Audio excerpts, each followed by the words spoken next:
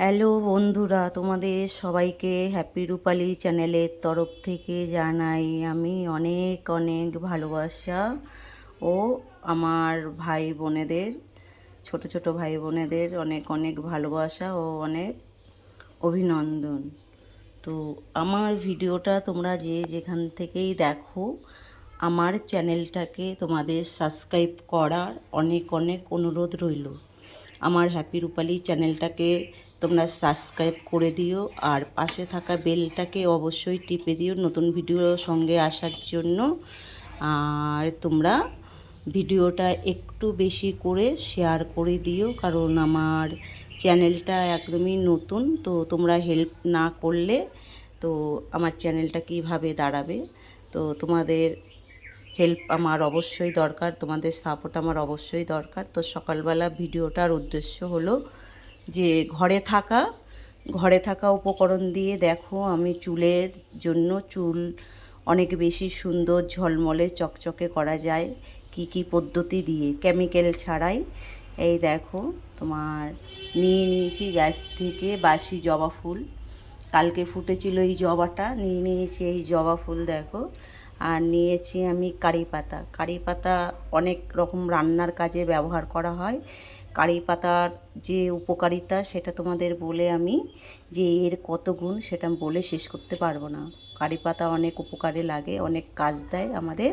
আর তার সাথে নিয়ে নিয়েছি নিম পাতা, আর নিয়েছি টাটা গোল্ড চা পাতা, আর নিয়েছি একটা হেনা। তো চুলে হেনা করতে হলে আমি কি কি দিয়ে হেনাটা তৈরি করছি, আমি হেনাটা তৈরি করছি দেখো। এই এখানে দিয়ে দিয়েছি পরিমাণ মতন টাটা গোল্ড চা পাতা, এই বড় চামচের 2 চামচ চা পাতা দিয়েছি আমি। এবার আমি ওখানে দিয়ে দেব এই যে, পুরো ভিডিওটা তোমরা দেখো, ভিডিওটা স্কিপ করে যেও না। আমি কি কি দিয়ে হেনাটা বানাচ্ছি তোমরা দেখে নাও। এবারে আমি কারি পাতা দিয়ে দিয়েছি, দিয়ে দেব এবারে নিম পাতা। এগুলো সব আমি নিয়ে এসেছি টাটকা গাছ থেকে তোলা, মদনপুর থেকে নিয়ে এসেছিলাম।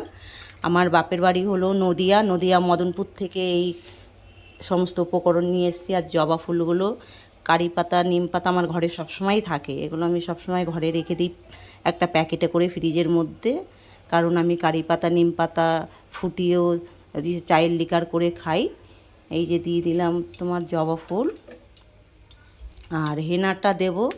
এগুলো ফুটিয়ে নিয়ে একটা বাটিতে ছেঁকে নিয়ে তারপরে এই হেনা পাউডারটা গুলে মোটামুটি 20 থেকে 25 মিনিট রেখে দেবো। তারপরে ওটাকে আমি মাথায় লাগাবো।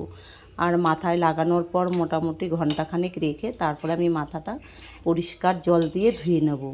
আজকে আমি কোনো মাথার মধ্যে শ্যাম্পু লাগাবো না। এটা বন্ধুরা যে যারা বাইরে কাজ করো তারা সপ্তাহে একদিন ছুটির দিনে এটা করতে পারো। আর যারা ডেলি বাড়ি থাকো তাদের তো কোনো কষ্ট নেই, অসুবিধা নেই, তারাও সময় করে বার করে নিয়ে সপ্তাহে একদিন এই হেনাটা চুলের মধ্যে লাগাতে পারো। তো আমার ভিডিওটা ভালো লাগলে বন্ধুরা তোমরা একটু বেশি করে শেয়ার করে দিও, আর পাশে থাকা বেলটাকে টিপে দিও নতুন ভিডিও তোমরা সামনে আসার জন্য। তো আর আমার চ্যানেলটাকে নতুন বন্ধু যদি হয়ে থাকো, আমার হ্যাপি রূপালী চ্যানেলটাকে অবশ্যই তোমরা সাবস্ক্রাইব করে নিও। তো তোমরা হেনা যেই হেনা পছন্দ করো সেটাই লাগিও। আমি তো এটা তোমার ওই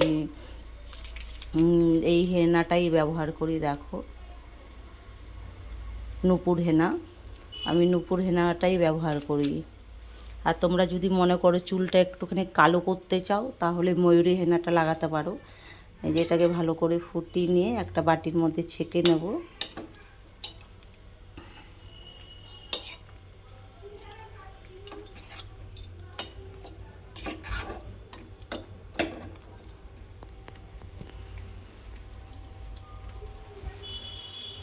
তোমরা আমার সঙ্গে থেকো, পাশে থেকো নতুন ভিডিওর জন্য।